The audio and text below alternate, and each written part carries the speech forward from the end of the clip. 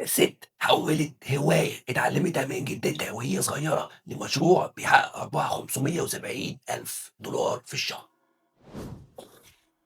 من هواية صغيرة لبزنس ناجح. مش لازم تكون الفكرة جديدة، ممكن تكون قديمة ومحدش فاكرها، بس طورها وعدلها وخليها عصرية.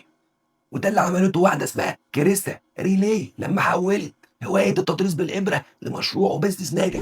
الناس كلها عارفة التطريز بالإبرة وقد إيه هو جميل وبياخد وقت طويل، بس بيطلع حاجات جميلة جدا.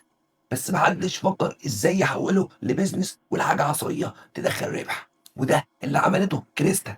طب تفتكر كريستا نجحت ليه؟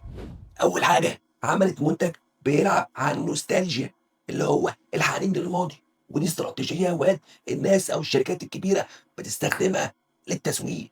مش بس كده، هي خدت المنتج بقى وعدلته وخلته عصري وجديد. تاني حاجة لما عملت سيرش لقت كل اللي شغالين في الحاجة دي ناس قدام وبيقدموا حاجات قديمة وما حاولوش يعدلوا من نفسهم خالص. ساعتها كريستا فكرت تقدم الحاجة دي بشكل عصري وعملت ستور اونلاين اسمه بيني لين. مش بس كده، ده كمان بتعلم الناس ان هي تعمل بنفسها.